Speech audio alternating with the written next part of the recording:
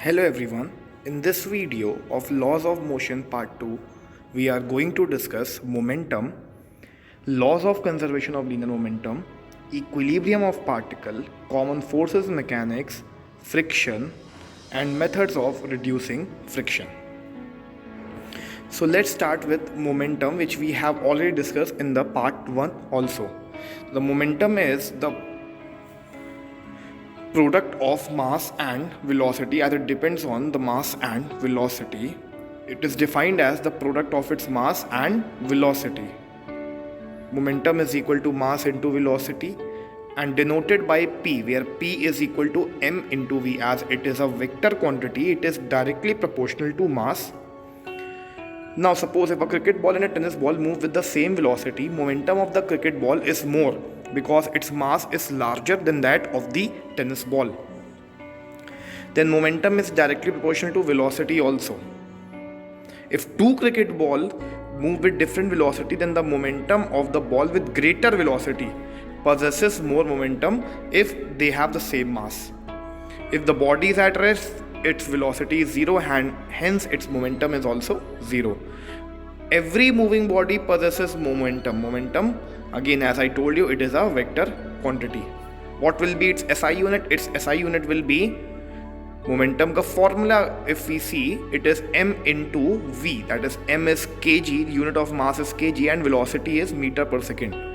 So SI unit of momentum is kg meter per second. And CGS unit can be termed as gram centimeter per second. Then law of conservation of momentum. When two or more bodies collide, their total momentum remains constant provided no external force are acting on them. Now let us visualize with an example. You can see a striker hitting a coin and the coin moves ahead and the striker also moves ahead. But during this collision, the momentum before collision both were at rest and the momentum after collision, after striking, will be same. Now taking the scalar treatment. Two masses collide with each other, and in this example two cars are colliding with each other. You can see once again two cars are colliding with each other. Suppose a big and small car move in the same direction with different velocities. Let the mass of the bigger car be m1 and its initial velocity is u1. Let the mass of the smaller car be m2 and its initial velocity is u2, such that u2 is less than u1. Then only the collision will occur. Then the both cars collide for a short time t. Due to the collision, their velocities will change, and let the velocities after collision be v1 and v2 respectively. Suppose that during collision the bigger car exerts force F21 on the smaller car, and in turn the smaller car exerts a force F12 on the bigger one. When the force F21 acts on the smaller car, its velocity changes from u2 to v2. Its initial velocity was u2 and now it will become v2. Then force is equal to mass into acceleration. This we have already discussed in the previous video. Means F21 is equal to m2a2. So means F21 is equal to m2 and acceleration is equal to final velocity minus initial velocity upon time. When the force F12 acts on the bigger car, its velocity changes from u1 to v1. Then F12 will be equal to F12 is equal to m1a1. That means F12 is equal to m1 and acceleration a1 is equal to final velocity v1 minus initial velocity u1 upon time t. And according to Newton's third law, every action has an equal and opposite reaction, means F21 is equal to minus of F12. Equating the both equations of F21 and F12, we will get, cancelling both sides, we get final result m2 brackets v2 minus u2 is equal to m1 brackets v1 minus u1. Then opening the bracket, we'll get m2 v2 minus m2 u2 is equal to m1 v1 minus m1 u1. If we take m1 and m2, we will final velocities on one side and initial velocities on the other. We'll see that m1 v1 is equal to m2 v2, that is equal to m1 u1 plus m2 u2. And we can say that the initial momentum of the bigger car was m1 u1 initial momentum of the smaller car was m2u2, final momentum of the bigger car was m1v1, and final momentum of the smaller car is equal to m2v2, and we can say that total momentum after collision is equal to total momentum before collision. Now let us have the vector treatment. Now if the two balls are colliding, you can see there is a bigger ball, there is a smaller ball again. You can see once again, two balls are colliding, one increases its speed and the other decreases its speed. Now one ball is ma and its velocity is va, other ball is mb and its initial velocity is vb. As they collide, Newton's third law is applicable. Every action has an equal and opposite reaction. There is a force on ball B, that is force on B due to A, and there is again a reaction on ball A, that is force on A due to B in opposite direction. Now the body which was MA, which was initially moving with velocity VA, now have a velocity VA dash, and the body which was moving initially with velocity VB has a new velocity, that is final velocity, as VB dash. By Newton's second law, we know that force into time interval is equal to change in momentum,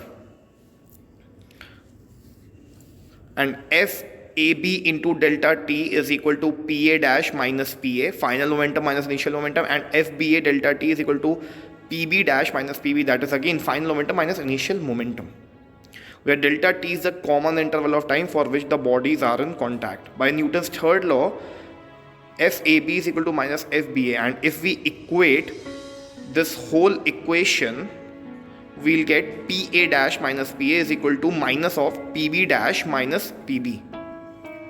Opening the brackets, we'll get PA dash plus PB is equal to PA plus PB, and we can say that the total momentum of an isolated system equals the total initial momentum. Here isolated system means no external force is acting on the body.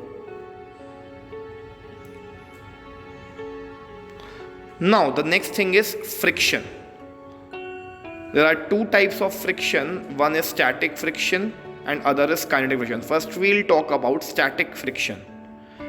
Let us consider a box is kept on a table and the forces acting on the box are its weight, that is the force of gravity, and when it is kept on a table, the table will give a reaction force which will be exerted by the table on the box. Now when no external force is acting on the body, means there is no horizontal force, that is F is equal to 0, the friction is equal to 0, there is no friction in this case. But if we apply the force on the body in horizontal direction but the body is not moving, that means there would be some or the other force that is preventing the body to move, and this force is called as static friction. Now if we increase the applied force, the static friction will also increase. If we further increase the applied force and the body is still not moving, that means the static friction will again increase. Now on applying a force, the body moves and the friction acting on the moving body is called as kinetic friction. Now the force of gravity W is equal to mg is equal and opposite to the normal reaction force on the table. If the body is applied a small force, the body in practice does not move. If the applied force F were on only external force on the body must have moved with acceleration A is equal to F upon m, however small. Clearly the body remains at rest because some other force come into play in the opposite direction to the applied force, resulting in zero net force on the body. This force parallel to the surface of the body in contact with the table is known as frictional force or simply friction. The subscript S stands for static friction because the body was at rest. That's why we use the word static friction that opposes the applied force. Static friction does not exist by itself. It comes into the play the moment there is an applied force. As F increases, Fs, that is static friction, also increases, remaining equal and opposite to the applied force up to a certain limit. And this limit is called as limiting friction, keeping the body at rest. Since the body is at rest, the friction is called as static friction. Since the body is at rest up to the maximum limit, Fs max, it is called the limiting value of static friction, or in simple word we also call it as limiting friction. Means static friction opposes the impeding motion, the motion that is going, that will come in future, that is the impeding motion. The term impeding motion means the motion that would take place but not actually have taken place under the applied force if friction were absent. When the applied force F exceeds the limit Fs max, the body begins to move. Now the laws of limiting friction, that Fs max is independent of the area of contact. It varies with the normal reaction approximately, as Fs max is directly proportional to the normal reaction.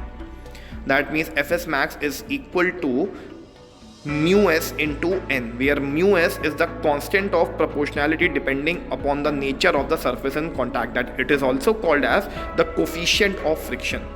Means mu s is equal to Fs max upon normal reaction. It is called as the coefficient of static friction. The law of static friction may be written as the Fs, that is static friction, is always less than equal to mu s n, that is always less than the limiting friction. Now sliding or kinetic friction. If the applied force F exceeds the limit Fs max, the body begins to slide, as we discussed in the animated table and box case. When the relative motion has started, the frictional force decreases from the limiting value of static friction. Frictional force that opposes relative motion between the surface and contact is called as kinetic or sliding friction. It is denoted by F, in subscript it is K, that is kinetic friction. Laws of kinetic friction are the same. Fk is independent of the area of contact. It is nearly independent of the velocity. It varies with the normal reaction force approximately, as that kinetic friction is directly proportional to the normal reaction, or we can write as that kinetic friction is equal to mu k into n, where mu k is the constant of proportionality depending only on the nature of the surface in contact. Mu k is equal to Fk upon n, where mu k is called the coefficient of kinetic friction. You can see there are the same cases, and mu k is less than mu s, means coefficient of kinetic friction is always less than coefficient of static friction. That is the only case when it is difficult to move an object when it is at rest, but it is easier to move, to keep it in motion. That's why the case is mu k is less than mu s. When relative motion has begun, the acceleration of the body is force applied, that is F minus kinetic friction whole upon m. For a body moving with constant velocity, force is equal to applied force is equal to kinetic friction. If the applied force in the body is removed, then acceleration is equal to minus of kinetic friction upon m, and the body eventually comes to a stop. The laws of friction do not have the status of fundamental laws like those for gravitational, electric and magnetic forces. They are empirical relations that are only approximately true but yet useful in mechanical applications. Rolling friction. A body like a ring or a sphere rolling without slipping over a horizontal plane will not suffer friction in principle. It will suffer principle very less amount. At every instant there is just one point of contact between the body and the plane, and this point has no motion related to the plane. In this ideal situation, kinetic or static friction is zero and the body should continue to roll with constant velocity. You can see in this example.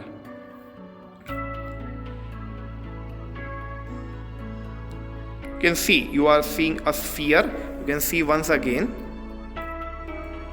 when a ball is rolled, a sphere is rolled, it will eventually move on for a very long time.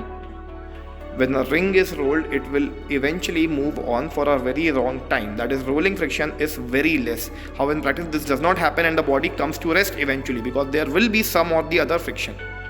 To keep the body rolling, some applied force is needed. This indicates that there is rolling friction, though it is much smaller by 2 or 3 orders of magnitude than static or sliding friction.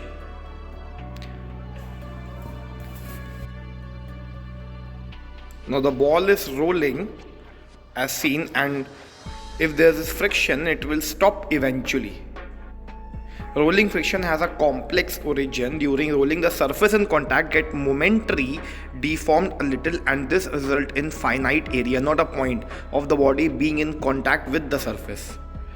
The net effect is that the component of the contact force parallel to the surface opposes the motion. Now friction is a very necessary evil, although it opposes the motion, but it is a necessary evil. In many situations, friction has negative role. It opposes relative motion and hence dissipates more power in the form of heat, like machine with different moving parts. It causes wear and tear of machinery parts in contact and tire of automobiles. In practical situation, however, friction is critically needed.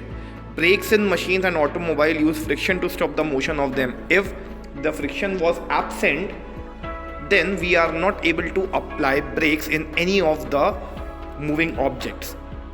We cannot walk without sufficient friction. It is impossible for a car to move on a slippery road.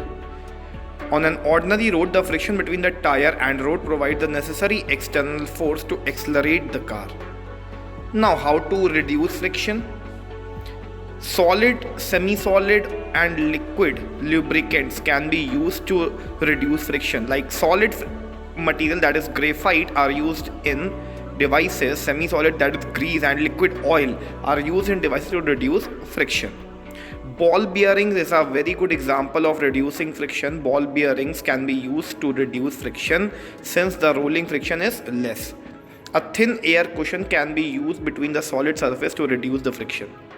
A proper combination of alloy surface can reduce the friction. You can see the ball bearing here. As an object moves, the ball bearing also start moving, and as rolling friction is very less, that's why the friction is highly reduced. If air jet is pumped between two solid surfaces, the body starts to move without friction or with a very less amount of friction. Thank you. That was all.